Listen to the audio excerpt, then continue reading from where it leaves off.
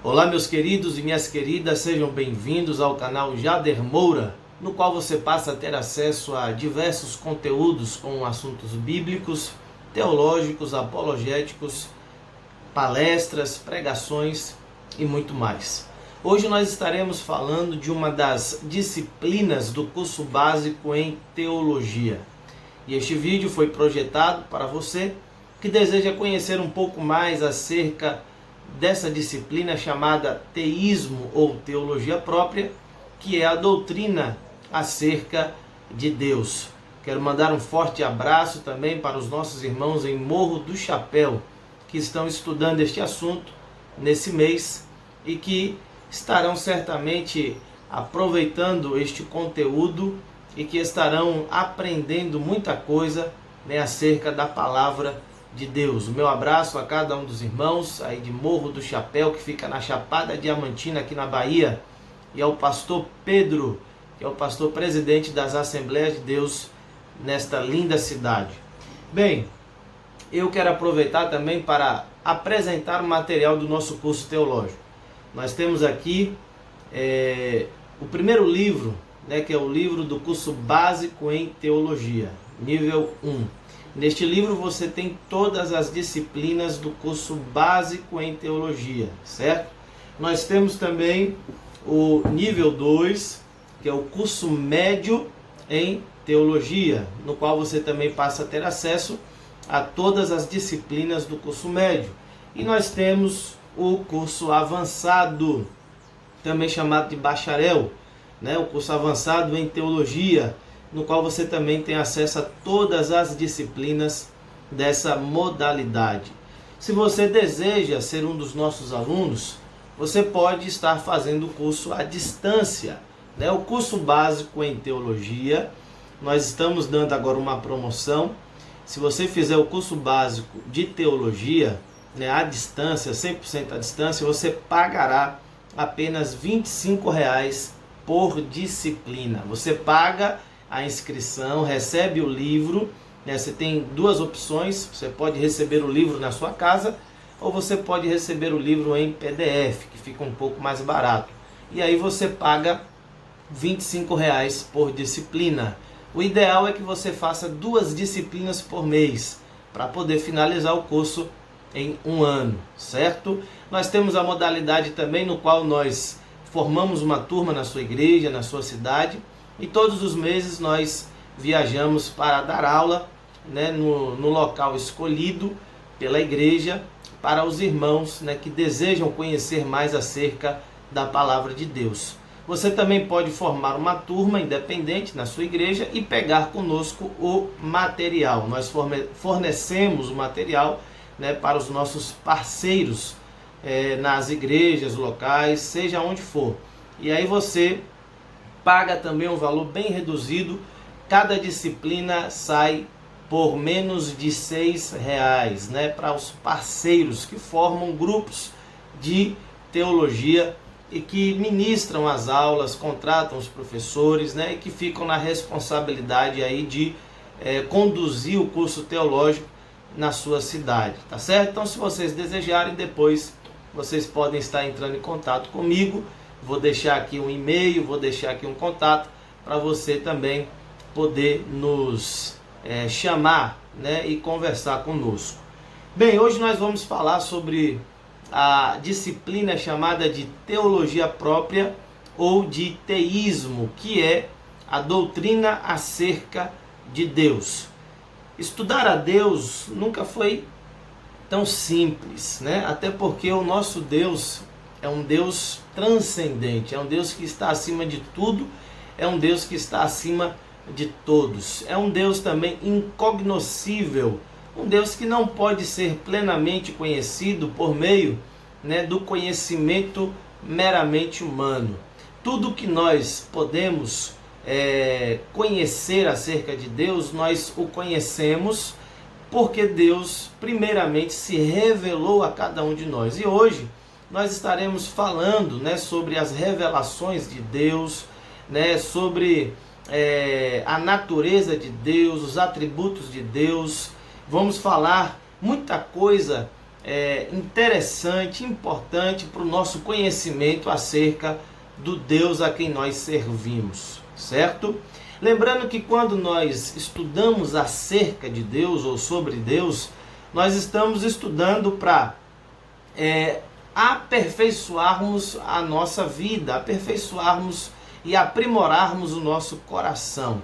O conhecimento teológico, ele não tem o objetivo apenas de fornecer informações, mas de mudar as nossas vidas. Então, o conhecimento bíblico e o conhecimento teológico, eles não farão sentido se a sua vida não for transformada, pela palavra de Deus. Então, nós devemos conhecer a Deus, motivados pelo dever, pela responsabilidade que temos, de conhecer esse Deus maravilhoso, uma vez que ele se revelou a cada um de nós. Lembrando sempre que é um grande prazer e privilégio conhecer cada vez mais acerca de Deus. Nós, antes de falarmos, acerca da natureza de Deus, de falarmos sobre quem Deus é e de que forma ele se revelou, nós iremos falar aqui das formas de negação sobre Deus. Infelizmente, ainda hoje existem muitos grupos que tentam negar a existência de Deus, que tentam demonstrar que Deus não existe. E quais grupos são esses? O primeiro grupo, talvez o mais conhecido, é o grupo do ateísmo. Os ateus, de um modo geral, negam a existência de Deus. E existem alguns grupos de ateus. Nós temos o ateu dogmático, nós temos o ateu cético e nós temos o ateu capcioso. Qual é a diferença entre esses três grupos? O primeiro grupo, dos ateus dogmáticos, eles negam a existência de um ser divino. Então, o ateu dogmático, ele simplesmente nega a existência de um ser divino, motivado por uma decepção, motivado por uma ideologia, motivado por alguma coisa, uma vez que nenhum ser humano nasce ateu. Todo ser humano nasce com a ideia, e com a sensação de que existe um ser maior, um ser superior a si mesmo. Ao longo da vida ele pode se tornar ateu. E o ateu dogmático, ele nega a existência de um ser divino. O ateu cético, ele vai duvidar da capacidade da mente humana admitir se existe um Deus. Então, o ateu cético, uma vez que ele não sabe se nós somos capazes de conhecer sobre Deus, ele simplesmente vai negar a realidade de Deus, uma vez que nossa mente é finita, uma vez que a nossa mente é pequena e não pode conhecer nada acerca de Deus se ele existe. Então, já que nós não podemos conhecer a Deus, para nós é como se Deus, ou para eles, é como se Deus não existisse. O ateu capcioso é aquele que diz que não há prova válida acerca da existência de Deus. E aqui existe uma diferença entre o ateu capcioso e o ateu dogmático e cético. Porque o ateu capcioso é o ateu, poderíamos dizer, o ateu intelectual, o ateu que tem uma formação acadêmica, científica, filosófica e que procura argumentos em favor da não existência de Deus. Então, além de não acreditar na existência de Deus, ele vai tentar convencer você por meio de argumentos, científicos, filosóficos, religiosos e tantos outros, que Deus de fato não existe. Então, dentro desses três grupos, esse é o ateu, entre aspas, mais intelectual e também mais nocivo, àqueles que reconhecem e que acreditam, na existência de Deus. Então, o primeiro grupo de pessoas que vão negar a existência de Deus são o grupo dos ateus. O segundo grupo é o grupo do agnosticismo. A palavra agnosticismo vem do grego não conhecer. Então, agnosticismo, na verdade, ela vem do de um termo grego chamado gnosticismo. Só que com o prefixo de negação a, antes da palavra gnosticismo, o significado dela é não conhecer, não saber. Então, os agnósticos, eles ensinam que o ser humano não é capaz de conhecer a Deus. Eles não vão dizer que Deus não existe. Deus pode até existir, mas nós não somos capazes de conhecê-lo. Então eles se assemelham aqui aos ateus céticos, né? Uma vez que eles duvidam da capacidade que o ser humano tem de conhecer adequadamente a Deus. Então, se Deus existe, ele está longe, ele está distante e nada podemos conhecer ao seu respeito. Então, esse é o grupo de agnósticos, né? Ou grupo dos agnosticismos, né? Daqueles que fazem parte do agnosticismo. Esse grupo teria razão se Deus não tivesse se revelado. Porque nós sabemos que a nossa compreensão é muito pequena acerca de Deus. Nós sabemos que a nossa mente é extremamente limitada. Nós sabemos que o finito não pode e não consegue abraçar o infinito, que é Deus. Mas Deus se revelou a cada um de nós e nos fez conhecê-lo. Claro que nós não podemos conhecer tudo sobre Deus, mas o que nós podemos conhecer é suficiente à nossa mente finita e também é suficiente para termos comunhão com Ele e para alcançarmos a salvação por meio de Jesus Cristo. O terceiro grupo que nega acerca da existência de Deus é um grupo chamado de deísmo.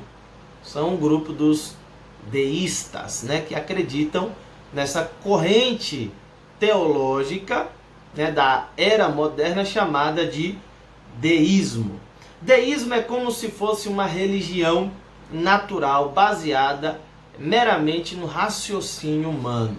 Na verdade, foi uma tentativa de adaptar a Bíblia à ciência moderna.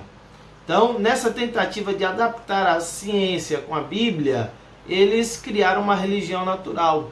E eles ensinam, né, que Deus existe, mas que Deus abandonou a sua criação e que Deus não pode ser conhecido por nós, seres humanos, e que nós não temos condições de ter comunhão com Ele. Então, Deus é o Criador dos céus e da terra, Deus é o Criador do ser humano, Deus é o Criador do universo, mas esse Deus deixou a sua criação abandonada, né? E as leis da física e as leis da natureza regem o universo. Então, Deus não interfere nem na lei da física, nem nas leis do universo que Ele mesmo criou. Então, esse Deus não pode se revelar a nós, não se interessa por nós e não pode se revelar a nós. Então, toda e qualquer religião que fale acerca de Deus, para os deístas, trata-se apenas de uma invenção humana. Porém, a Bíblia nos diz que Deus, além de ser criador, Ele também é o sustentador de todas as coisas. Então, Deus não apenas criou, mas Ele continua cuidando, Ele continua zelando e Ele continua se relacionando conosco. O desejo de Deus é de se relacionar com cada um de nós. O desejo de Deus é de ter comunhão com as suas criaturas. E a todo momento nós podemos ver, né, a mão de Deus sobre nós, sobre a humanidade, sobre as pessoas de um modo geral. Vemos a intervenção de Deus sobre as nossas vidas o tempo inteiro. O quarto grupo é o grupo dos politeístas, né? Os politeístas afirmam que existe mais de uma divindade no universo, no mundo. Eles negam, portanto, a existência de um único Deus, conforme nós cremos, né, na sua palavra. Então, de acordo com os politeístas, você pode adorar homens, você pode adorar animais, você pode adorar a natureza. Então, muitas coisas podem ser adoradas. Ao longo da história, nós tivemos diversas religiões politeístas e ainda hoje existem, né, muitas religiões politeístas, a exemplo do hinduísmo, né, que adora praticamente todas as coisas, né, desde insetos a animais e a espíritos diversos, né, que acabam exercendo uma grande influência sobre a cultura, né, e sobre o estilo de vida daquele povo. Mas nós sabemos, segundo as Escrituras, que existe apenas um Deus que é criador de todas as coisas, um Deus que é distinto de qualquer outra divindade, né, de qualquer outro ser. É aquele que é autoexistente, que não foi criado por nada e por ninguém e que governa sobre todas as coisas. Numa outra oportunidade, nós estaremos trazendo aqui um vídeo falando um pouco mais sobre esse assunto, né, sobre a diferença entre religiões monoteístas e religiões politeístas e por que as religiões politeístas não pregam ou não ensinam a verdade, certo? Então nós depois traremos um vídeo falando sobre este assunto. O quinto grupo é o grupo do materialismo. Então as pessoas materialistas acreditam que a única realidade presente no mundo e no universo é a matéria, né? E eles dizem que até mesmo os comportamentos físicos e psíquicos do ser humano são meramente aí movimentos da matéria. Dessa forma, eles acreditam apenas naquilo que veem, naquilo que tocam, naquilo que manipulam. Mas nós sabemos que muita coisa que nós não podemos ver existe. Ninguém duvida da lei da gravidade, apesar de não havermos. Ninguém duvida da existência do vento, apesar de não enxergarmos, não é isso? Ninguém duvida dos pensamentos, apesar de não conseguirmos apalpá-los, né? Então, tudo isso não pode ser apalpado, não pode ser visualizado, mas pode ser sentido, pode ser constatado. E nós iremos ver aqui que a existência de Deus também pode ser constatada, pode ser percebida de diversas formas. O sexto grupo é o grupo dos panteístas, né? Então é uma religião chamada de panteísmo. O panteísmo acredita que no universo tudo é Deus e Deus é tudo. Ou seja, as pedras, os animais, as folhas, as árvores, as plantas, tudo faz parte de Deus. Eles acabam confundindo a criação com o Criador. Mas a Bíblia vai nos deixar claro que existe uma grande diferença entre o Criador e a criação. Então, o Criador não pode se confundir com a sua criação. A criação revela aspectos importantes sobre a natureza de Deus, sobre quem Deus é, mas não pode ser confundida com o Criador. Então, Deus, o Criador, está acima e é diferente da sua criação, certo? Então, são pelo menos esses 6 grupos que vão negar aí a existência de Deus, conforme nós cremos na sua palavra. Nós vamos falar agora sobre a existência de Deus declarada nas Escrituras Sagradas. Primeira coisa que nós lemos na Bíblia, né, Gênesis capítulo 1, versículo 1, é que no princípio Deus criou os céus e a terra. Então, de cara, nós já nos deparamos com a realidade da existência de Deus. Lembrando que a Bíblia não vai tentar provar a existência de Deus. A Bíblia vai declarar e vai demonstrar a existência de Deus, uma vez que A existência de Deus aí é um fato autoevidente e uma crença natural de todo ser humano. Então vamos ver aqui na Bíblia, né? E vamos ver com vários outros aspectos, de várias outras formas, como é que Deus demonstra a sua existência para os seres humanos. Então a existência de Deus provada ou demonstrada. O nosso objetivo, nossa tentativa aqui não vai ser de provar. Não dá para você provar como um cientista que Deus existe.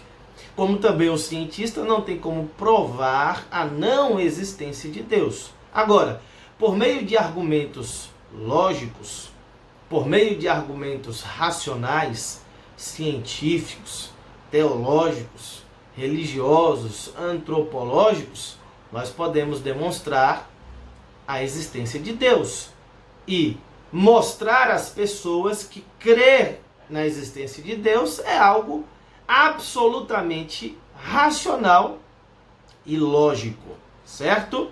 Então, vamos ver agora quais são os argumentos em favor da existência de Deus. O primeiro argumento em favor da existência de Deus é o argumento cosmológico ou o argumento da criação. Então, todo mundo entende, né, ao estudar a ciência, que o universo teve uma origem. O universo teve um princípio. E nós sabemos que o universo foi efeito de uma outra coisa. Se o universo ele é efeito, então ele deve ter uma causa suficiente. De acordo com os cientistas, o universo é efeito de uma explosão, Big Bang. Porém, nós sabemos, na prática, que nenhuma explosão consegue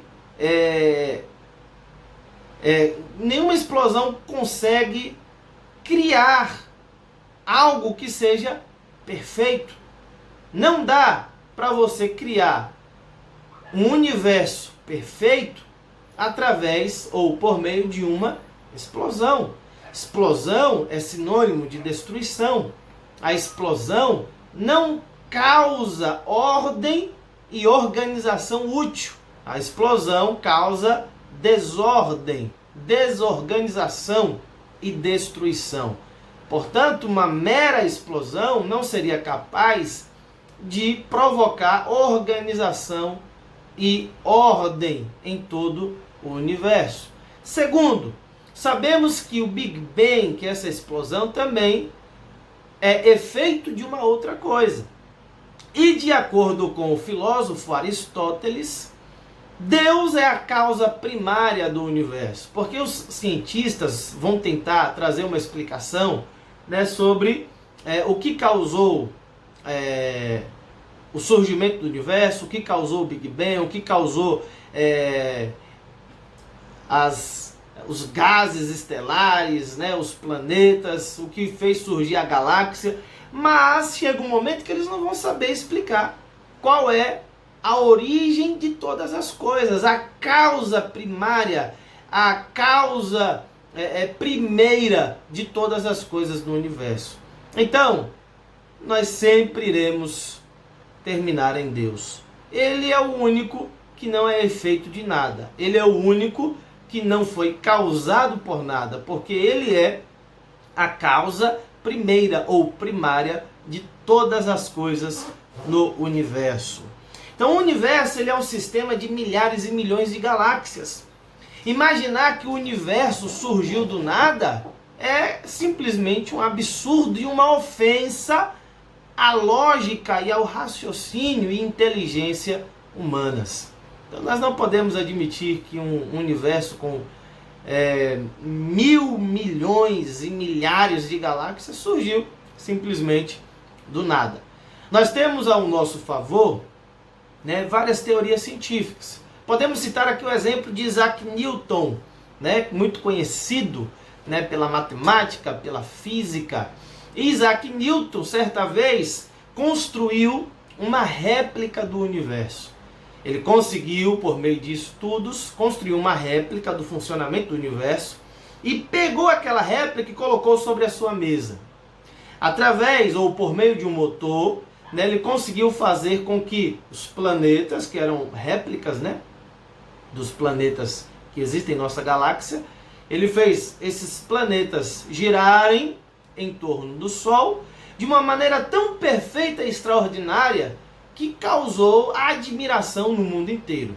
Certa feita, um colega seu, que era ateu, ao ver aquela réplica do universo e o seu funcionamento magnífico e perfeito, ele perguntou: quem fez esta réplica? Perguntou a Isaac Newton. E Isaac Newton respondeu o seguinte: ela apareceu do nada. Aquele cientista ateu replicou dizendo: como algo perfeito poderia surgir do nada? Alguém inteligente deve ter criado esta réplica do universo. E aí a resposta de Isaac Newton é a seguinte: se de uma réplica do universo exiges um criador inteligente, por que negas que o universo, com toda a sua beleza, não possua um criador inteligente? Ora, se para uma réplica você replicas dizendo que deve existir um criador inteligente, quanto mais de todo o universo. Então o universo é, com certeza, um argumento em favor da existência de Deus. Lembrando que hoje diversos cientistas já estão abandonando a teoria da evolução e já estão abraçando a teoria do criacionismo científico, certo? O segundo grupo em favor da existência de Deus é o grupo do argumento ontológico ou da crença universal.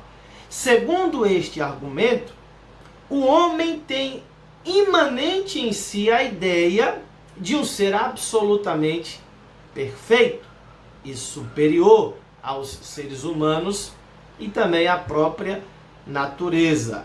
Então, em todos os lugares do mundo, em qualquer ponto do planeta, dentre as mais diversas culturas do mundo, você vai encontrar pessoas que vão crer na existência de um ser supremo. Platão dizia que o homem era um animal religioso. Portanto, a vocação religiosa do homem, ela é inata, ela está intrínseca à nossa natureza, é intrínseca, né? Está dentro de cada um de nós. Então todo ser humano nasce com a consciência de que existe um Deus, mesmo que ele não saiba quem Deus é ou o que ele faz.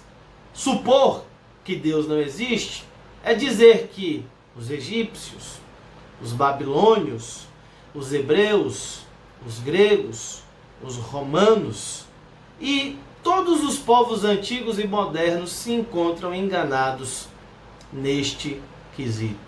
Então, iremos perceber, por meio da história da humanidade e por meio do estudo antropológico, né, dos povos e das culturas existentes em todo o mundo, desde o passado até o presente, que a crença acerca de Deus é universal. Não se trata de uma cultura, não se trata de algo específico de um povo. É algo compartilhado por todos os seres humanos. Então, quem foi que colocou esse sentimento, esta ideia, esta consciência na existência de Deus dentro do ser humano? O próprio Deus, certo? Nós temos também o argumento histórico. Se nós avaliarmos a história geral da humanidade, nós iremos perceber, né, que os impérios que dominaram o mundo e as tribos que praticaram crueldade e barbaridade não se mantiveram no poder por muito tempo. Vamos também perceber que os ditadores mais cruéis da história do mundo tiveram também um tempo pequeno, né, de domínio ou de poder sobre a terra. Então esses ditadores se mantiveram por pouco tempo durante a sua história no poder, né, de um império, de um reinado, de um país, de uma nação. Em tudo isso nós vemos a mão de Deus, né, que não permitiu que esses povos, que esses impérios, que esses ditadores permanecessem por muito tempo no poder. E percebemos também que na maioria dos casos, esses povos foram substituídos por povos melhores, por impérios melhores, né, menos agressivos, né, menos prejudiciais, por assim dizer. Podemos também citar aqui a história da nação de Israel. Quem imaginaria que depois do Holocausto, com a morte de mais de 6 milhões de judeus, aí em cumprimento à ordenança de Hitler, a nação de Israel ainda conseguiria sobreviver? Então, por muito tempo, por muitos anos, Israel foi perseguida por diversos povos. E um dos momentos mais cruéis da história foi justamente o Holocausto. 6 ou mais, né, de 6 milhões de judeus morreram a mando de Adolf Hitler. E perceber que mesmo depois de um holocausto como esse, Israel ainda conseguiu sobreviver e se tornar em uma nação soberana e independente, de fato, é um milagre extraordinário. Quando você lê com detalhes a história de Israel, você vai perceber o cuidado de Deus, a mão de Deus sobre aquela nação. E todos os acontecimentos atuais apontam para as profecias bíblicas. Percebam que boa parte dos acontecimentos atuais estão perfeitamente conectados com o que a Bíblia já disse há muitos anos atrás. Então Deus continua no controle de toda a história. O quarto argumento é o argumento teleológico. Não é argumento teológico, é o argumento teleológico. A expressão teleos no original significa desígnio e propósito. Então este argumento diz que tudo que existe no universo, tudo que existe na natureza, revela inteligência, ordem e propósito, denotando assim a existência de um ser inteligente e sábio. Então, tudo está no seu devido lugar. Ao estudar a natureza, ao estudar os animais, ao estudar as plantas, as árvores, as estações do ano, né? Ao estudar a galáxia, os planetas, o Sol, tudo está no seu devido lugar e tudo tem um propósito específico. Então tudo isso foi muito bem pensado, foi muito bem arquitetado, né? Nada está aí por acaso. Então Deus projetou todas as coisas e as colocou no seu devido lugar. Um exemplo muito simples é o oxigênio. Vejam que nós, seres humanos, precisamos do oxigênio para a nossa existência. Nenhum ser humano é capaz de existir sem o oxigênio. Nós inspiramos o oxigênio e expiramos o dióxido de carbono, que é inútil para o nosso organismo. Só que as plantas e as árvores consomem o dióxido de carbono, transformando-os em oxigênio, que novamente é consumido pelos seres humanos. Então veja que coisa maravilhosa, né? Tudo no seu devido lugar, como um grande quebra-cabeça, organizado e planejado por um grande arquiteto. Então tudo foi milimetricamente pensado. E ao longo da história a ciência foi descobrindo e foi explicando diversos fenômenos da natureza. E aquelas coisas que ainda nós não conseguimos entender, certamente um dia entenderemos, né? Isso é natural. Ao longo dos anos, nós vamos compreendendo cada vez mais as coisas da natureza, as coisas existentes. O quinto argumento é o argumento moral.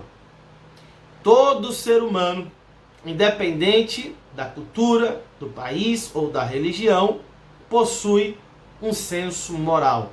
Possui o senso do certo e do errado, do bem e do mal. Então, em todos os lugares as pessoas têm essa noção de que existe o bem e existe o mal. Existe o certo e existe o errado. Por mais que a religião ou a cultura ensine isso de uma forma distorcida ou limitada, esse senso de certo e errado, bem e mal, existe em todo ser humano. Apontando aí para um grande legislador que é Deus, que colocou em nós a consciência do certo e errado. E essa é uma das diferenças existentes entre o ser humano e os demais animais. Então, tanto a ética como o respeito, a punição e a premiação existem em todos os lugares da face da terra. Ok? Então, nós apresentamos aqui os 5 argumentos gerais em favor da existência de Deus. Poderíamos acrescentar também o argumento teológico, que vai reunir todos esses argumentos, né, e mais alguns para falar acerca, né, da coerência e da realidade da existência de Deus, na crença, né, da existência de Deus. Vamos falar agora sobre a revelação de Deus. De que forma Deus se revelou aos seres humanos? Bem, a Bíblia diz que Deus se revelou primeiro por meio da natureza. Lembrando que a palavra revelação aqui tem o sentido de descobrir, tem o sentido de descerrar, de remover de remover o véu. Então é de trazer à superfície algo que estava oculto, algo que não poderia ser conhecido por meio dos dotes naturais do ser humano. Então Deus nos revela aquilo que nós não poderíamos conhecer de outra forma. Então Deus se revela aos seres humanos, primeiro, por meio da natureza, por meio das coisas que Ele criou. Nós já citamos aqui o exemplo disso. Então a natureza é um testemunho vivo da existência de Deus. Aponta para um Deus poderoso, para um Deus inteligente, para um Deus sábio, para um Deus amoroso. Então a natureza é o primeiro livro escrito por Deus para a humanidade de um modo geral. E a natureza vai nos dizer muito acerca de Deus, de quem Ele é, do que Ele é. Mas sabemos que ela não fala tudo o que nós precisamos saber acerca de Deus. Por isso que a segunda revelação de Deus é a revelação através da Bíblia. A Bíblia, ela é a fonte literária mais confiável e completa acerca de Deus na humanidade. Então a Bíblia, ela é a mais completa e confiável fonte literária que fala e que ensina acerca de Deus. Quer conhecer a Deus? Leia a Bíblia. Quer saber quem Deus é? Leia a palavra dele. Quer saber os nomes de Deus, os atributos de Deus, a natureza de Deus, o que Ele deseja para a sua vida, o que Ele quer de cada um de nós, como obter comunhão com Ele? Precisamos ler a sua palavra. De forma que todo conhecimento que existe no mundo deve ser validado pelo conhecimento da palavra de Deus. Nós sabemos que por meio da leitura e do estudo sistemático da palavra, milhares de pessoas têm sido transformadas, têm sido abençoadas. A Bíblia é o livro mais lido, a Bíblia é o livro mais estudado de toda a história, é o livro mais vendido de todo o mundo, desde que inventaram a máquina de impressão, né, lá em 1540 alguma coisa, que chamava de prelo. Então o livro mais vendido, mais lido, mais estudado é a palavra de Deus. E o livro que mais tem influenciado a vida de pessoas, tem transformado radicalmente para melhor a vida de vários cidadãos da terra, é a palavra de Deus. Uma outra revelação de Deus é a revelação por meio de Jesus Cristo. Então nós temos a revelação por meio da natureza. Nós sabemos que a natureza não traz uma revelação completa. Daí temos a revelação da palavra, que é uma revelação completa, maravilhosa, né, acerca de Deus. Mas a Bíblia ela nos traz um conhecimento intelectual, poderíamos dizer assim, intelectual, acerca de Deus. E esse conhecimento se torna vivo e transformador por meio de Jesus Cristo.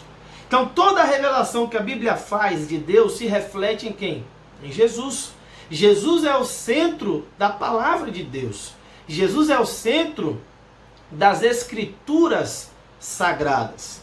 Então, os aspectos de Deus que a natureza não revela e que a Bíblia nos dá apenas um conhecimento intelectual, em Jesus nós temos pleno acesso, visto que Jesus é a própria palavra. Jesus é o Deus encarnado, é o Deus entre nós, é o Deus que habitou conosco, é a revelação da expressa imagem de Deus. E Jesus disse: quem me vê, vê o Pai. Então Jesus é a imagem de Deus. Então é a maior e mais completa revelação de Deus à humanidade. Mas nós conheceremos a Jesus por meio da palavra, por meio das Escrituras, ok? Deus se revela também de muitas formas, né? Não só por meio da natureza, não só por meio da Bíblia, não só por meio de Jesus Cristo. Deus se revela também por meio da história, conforme nós já falamos. Deus se revela por meio da igreja, que somos nós, testemunhas, né, da palavra, testemunhas de Jesus Cristo. Deus se revelou à nação de Israel, Deus se revelou aos profetas, Deus se revelou aos apóstolos, Deus se revelou à igreja. Deus também se revelou na consciência do homem, conforme nós já falamos, e Deus se revela por meio de experiências pessoais. Então todos nós podemos ter experiências pessoais íntimas com o Senhor, mas todas essas experiências devem ser validadas pela revelação especial de Deus, que é a sua palavra. Poderíamos falar também de outras revelações. Por exemplo, temos a revelação teofânica, temos a revelação antropomórfica e temos a revelação antropopática de Deus. Vamos falar disso no outro vídeo. É muita coisa para falar num vídeo só.